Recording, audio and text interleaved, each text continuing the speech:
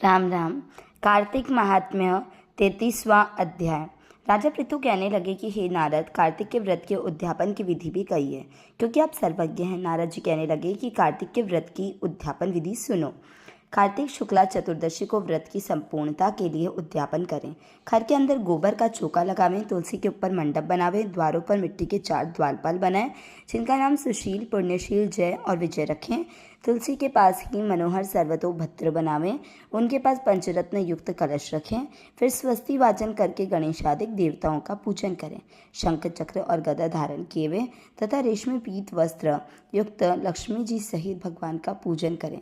द्वारपालों सहित मंडल में इंद्रादिक देवताओं का पूजन करें। भगवान द्वादशी को जागे, त्रयोदशी को देवताओं ने स्तुति की, चतुर्दशी को देखे गए और पूजे गए, इसलिए चतुर्दशी को पूजन उद्यापन करना चाहिए।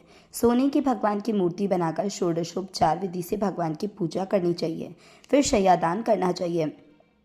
सफ़ेद वस्त्र, तकिया, दुपट्टा, खड़ाऊ, छत्र, दीप, शीशा, कुमकुम, लौंग, इलायची, गोरोचन, कस्तूरी, बिंदी, सुगंधित पान, बीड़ा, माला, मिष्ठान, अंगूठी, नथ, यदि और कोई भी प्रिय वस्तु हो तो वह भी, और सुंदर भोजन, ये सब शय्यादान के अंग हैं।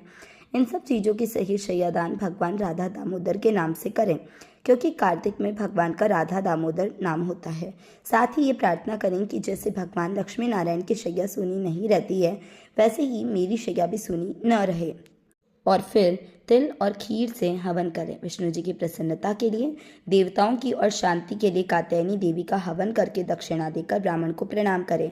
फिर देवया, तुलसी और गौ का पूजन करें। व्रत के उपदेश देने वाले की स्त्री सहित पूजा स्तुति करें। इस व्रत के करने से मेरे 7 जन्मों के पाप नाश हो, संतति स्थिर रहे, मनोरथ सफल हो, देह के अंत में विष्णु लोक की प्राप्ति हो।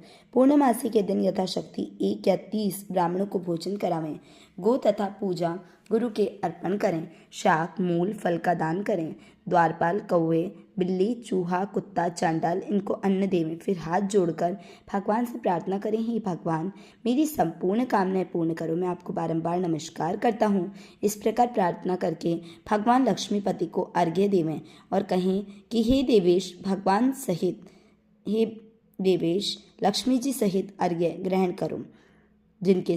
जिनके स्मरण मात्र से तप, यज्ञ, क्रिया थोड़ी भी संपूर्ण हो जाती है, उन अच्युत भगवान को मैं नमस्कार करता हूँ।